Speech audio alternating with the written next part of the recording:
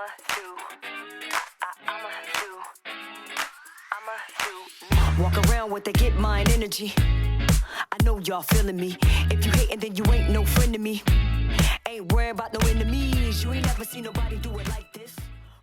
So I arrive at the Bellagio around 5:30 on a Friday night, and as you can imagine, there are multiple games of 5-10 no limit being spread.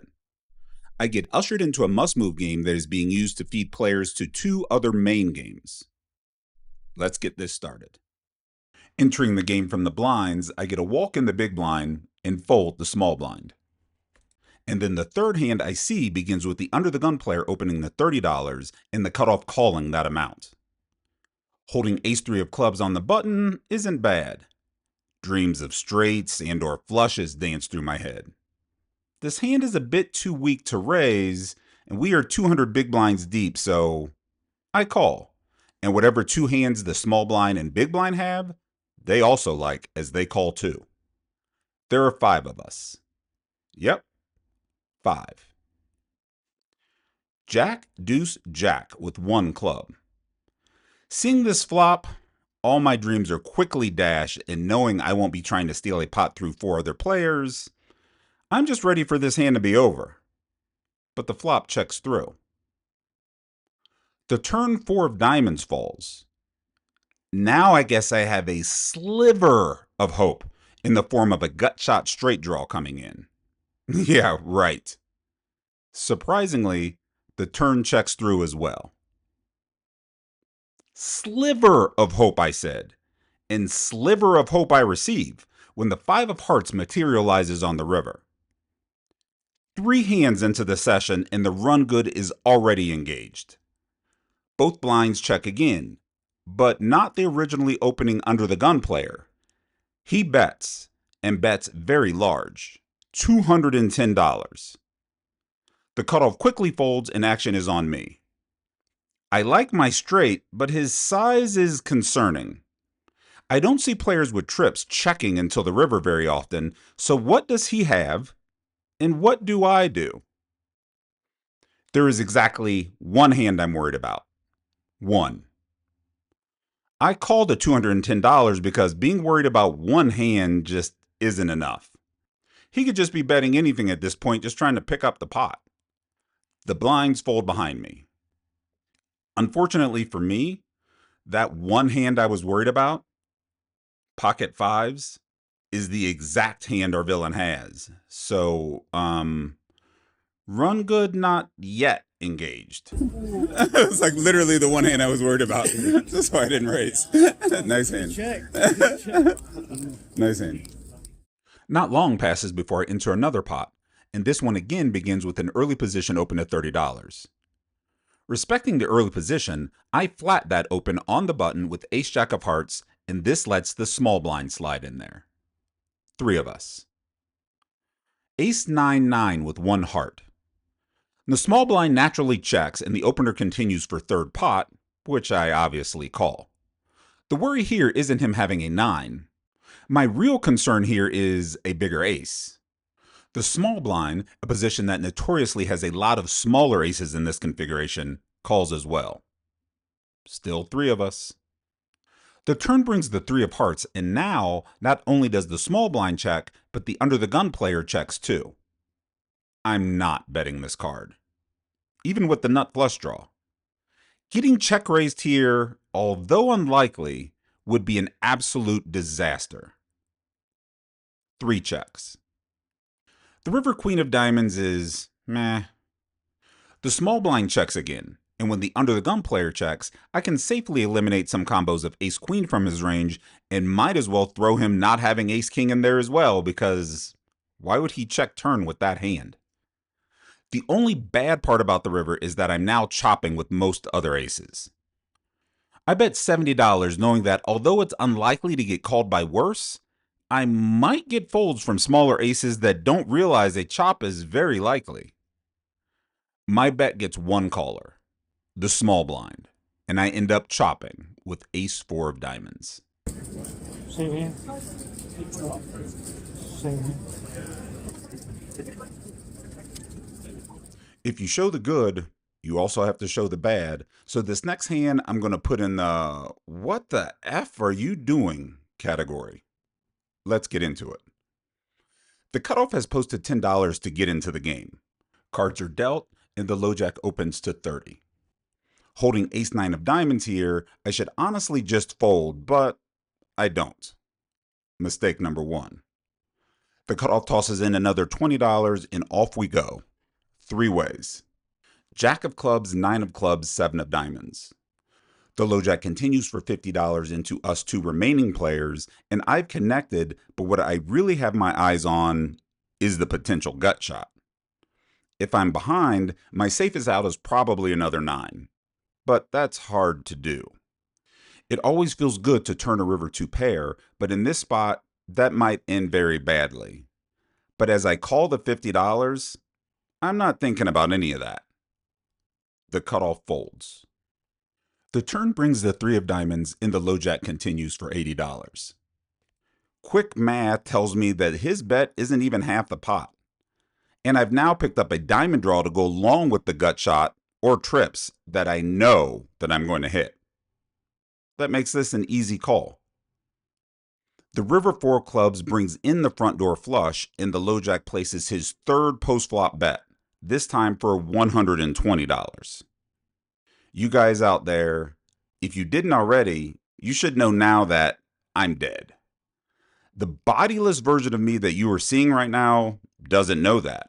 And unfortunately, I can't hear you saying, "just fold," at your screen.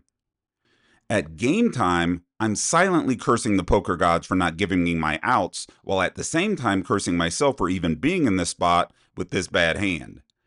And then there's another voice. An evil voice. I call it the "he could be bluffing and you beat some things" voice. It's this voice that talks me into calling the $120 and losing to Jack 8 offsuit. You take the good, you take the bad, you take them both, and there you have the facts of life. The facts of life. I lose the pot, but I did gain some valuable information from that hand. Namely that if the hijack is opening and barreling Jack 8 offsuit, then he's probably playing way too many hands too aggressively. So a few orbits later, when I look down at ace 10 offsuit from the button and he opens to $30 from the cutoff, I just call. 10 deuce 9 with 2 clubs. This time he doesn't lead the flop.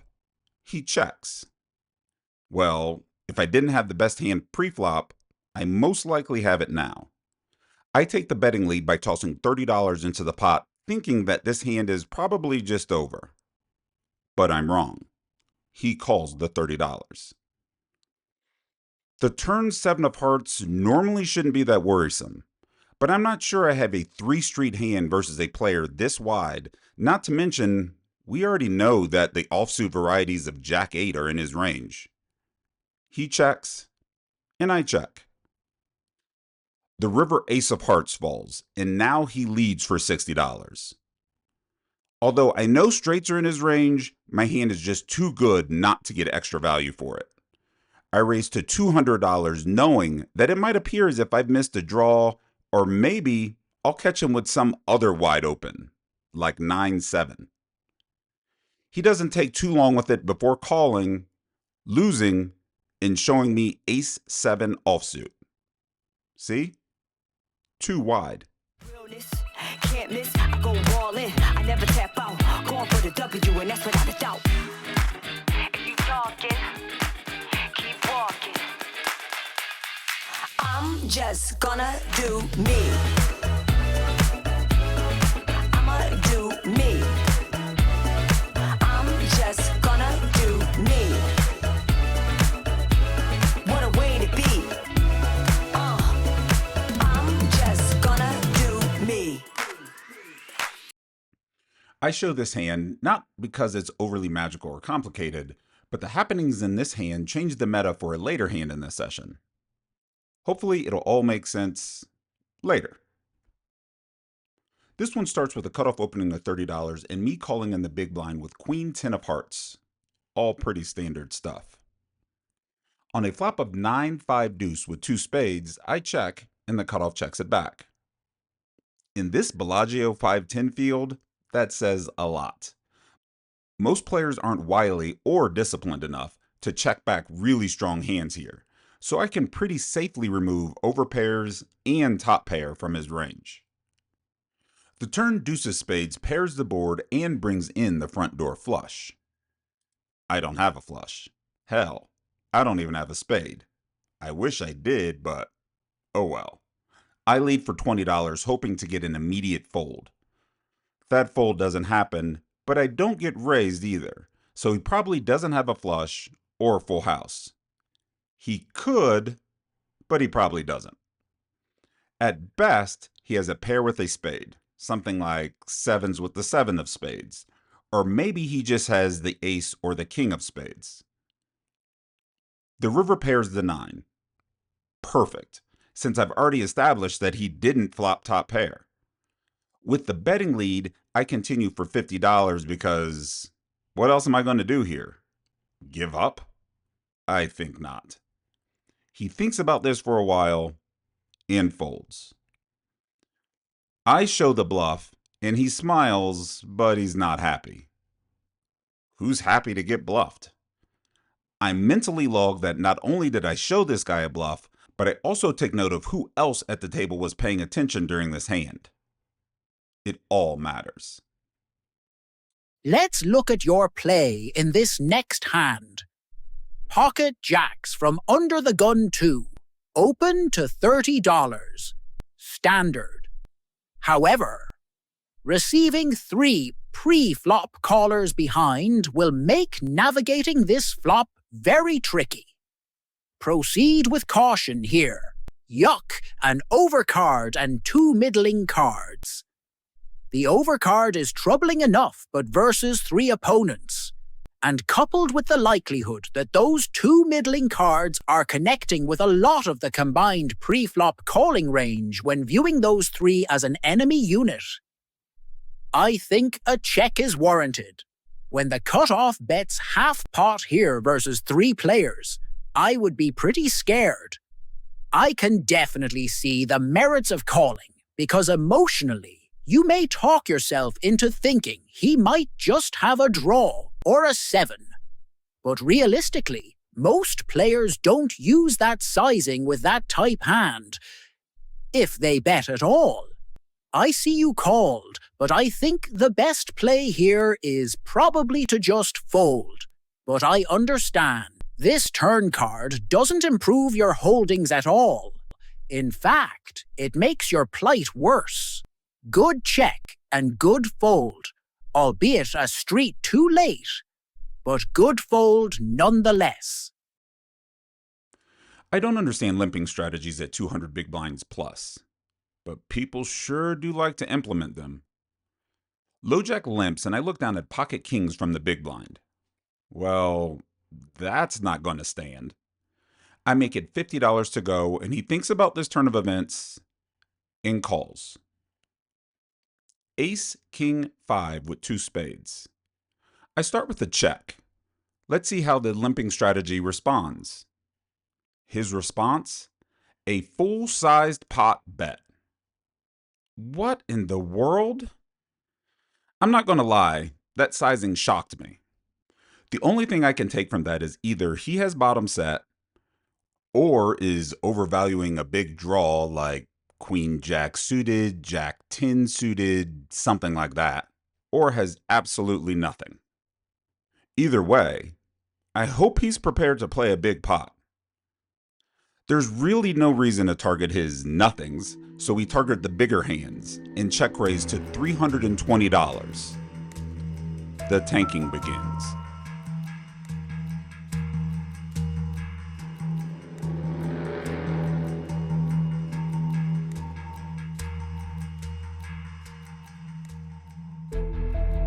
And finally, he folds.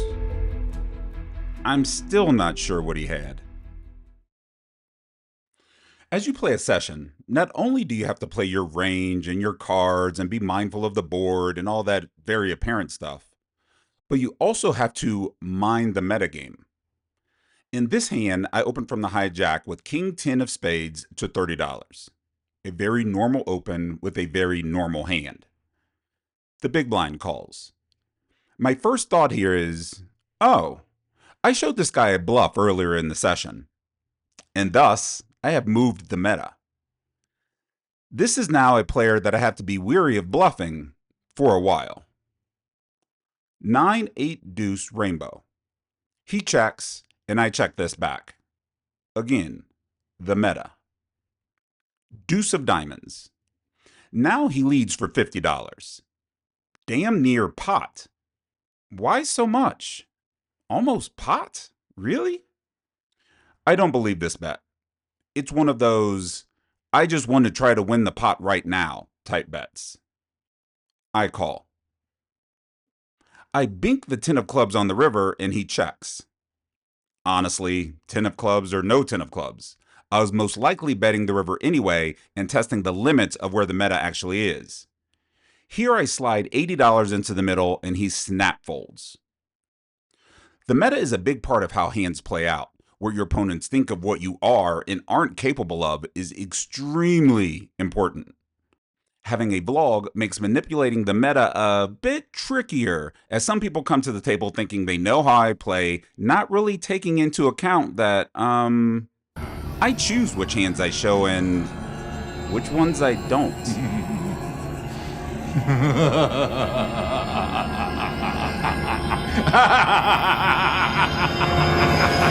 I walk heavy, you can hear me coming. Always stunting. I hear them talking, but they ain't saying nothing. Nah, they ain't saying nothing. They make the rules, I break the rules. I got control, I never fold. I'm just handling business. I'm just gonna do me. I'ma do me. I'm just gonna do me. What a way to be.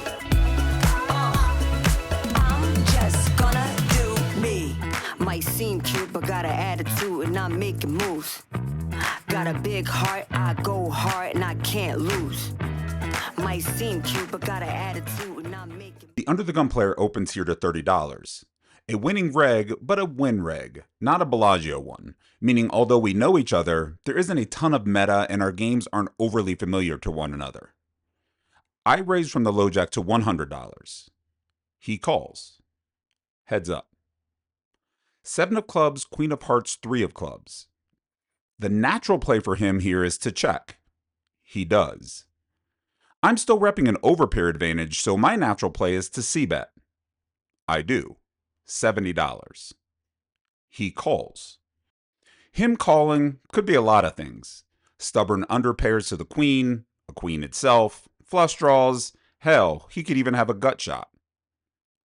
The turn pairs the queen, and he checks again. The likelihood that either of us has a queen now drops. His other potential holdings are still viable though. I check this back, which doesn't really alter my range either. I might check back aces here, for instance. The river 9 of clubs brings in the front door flush and he checks once more. I'm left holding ace high, which might be good, maybe. I would expect him to lead for value with a lot of his flushes, full houses, and obviously a queen. He would probably lead with all of his nothings too. A hand like 6-5 suited, for instance. I pinpoint his holdings to something like pocket eights. My goal now is to put that type of hand to the test. I fire. $280.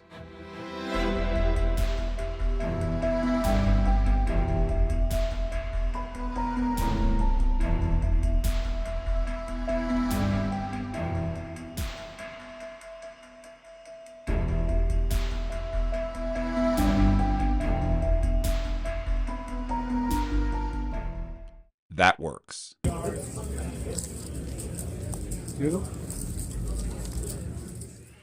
I'm just gonna do me. I'ma do me. I'm just gonna do me. Ain't no other way to be. I'm not in love with my line in this next one, but I don't hate it either. The low jack opens to $30 and I call from the button with pocket fours. 8-handed, this could be dicey, but okay, whatever. Both blinds call as well, and then the small blind dark checks as the flop is coming out. I check. 9-7-4 rainbow. Action is on the big blind, and he leads for $30 into the opener, and the opening low jack calls. Bottom set is for sure worth more than the $30 that they are wagering, so I raise to $200. The dark checking small blind is done. The big blind hasn't seen enough yet and calls, and I lose the opener too. Heads up. The turn 5 of diamonds makes things a bit murkier. One of the most obvious draws come in, and the big blind checks again. So now I need to lean into what I know about the big blind. If I had to describe it in one word, trappy is the word I'd pick. I err on the side of caution here, especially since I don't have to worry about a flush draw. I check, but it's close. This is the part of the hand that I'm not in love with. The Queen of Hearts now shows up on the river, and the big blind leads for $250. And now I'm tanking. Do I raise here? If I do, can I get called by worse 50% of the time? I've never ever seen this guy bluff before. Not ever.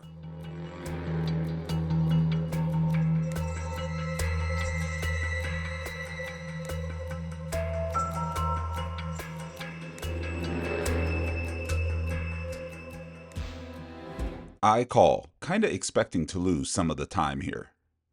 And as I'm waiting for him to reveal his hand, he mucks. Just gonna do me. Might seem cute, but got an attitude and I'm making moves. Got a big heart, I go hard and I can't lose.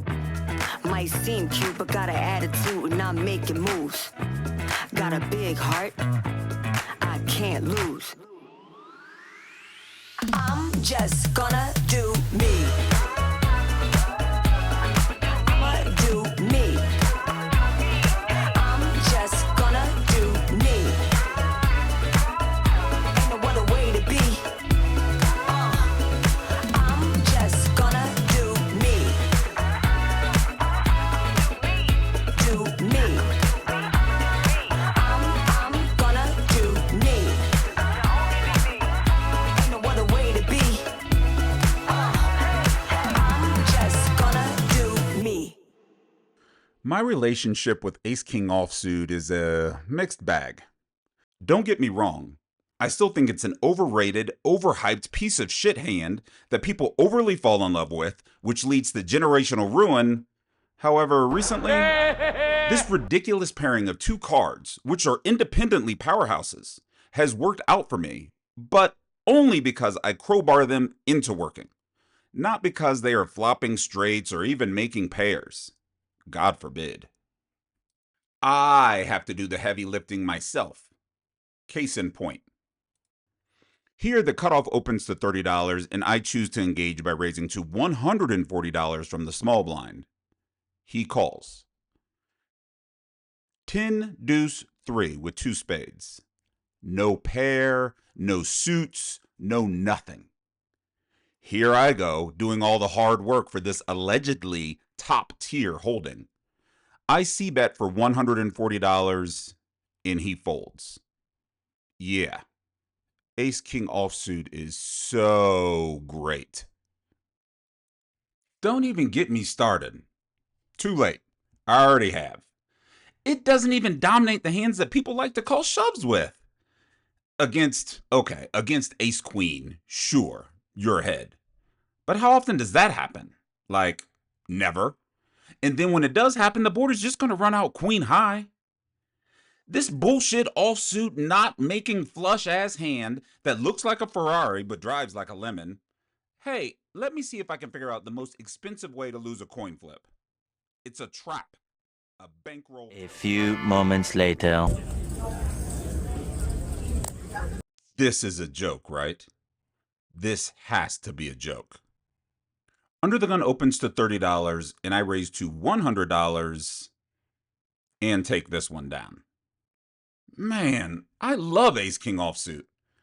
It just prints, you know? Prints. Walk around with the get mine energy. I know y'all feeling me. If you hating, then you ain't no. It is late. It is a late session at the Bellagio, and I know I didn't start the vlog. I really didn't. I didn't even do a mid-session update, but I will tell you this: session was pretty boring. If I can create a vlog out of this, I am a master. Because there was really not much that happened in that session. I mean, I left up a little bit, and when I say a little bit, I mean that much. But you know what? That's just how it is sometimes. We're going to get out of here, we're going to go home, and we're going to do the whole thing again tomorrow. Ain't worried about no enemies. You ain't never seen nobody do it like this. Realness, can't miss. I go all in. I never tap out. Going for the And I'm going to go home and then wake up and probably come back here immediately and do this whole thing again. Hopefully with better cards. Hopefully with more action at the table. Hopefully with more of everything. So it just is what it is. You know what? If you like the vlog, just like the vlog. Leave me a comment. I'll probably respond. And I'll catch you next time, which will probably be 7 hours from now. Bye.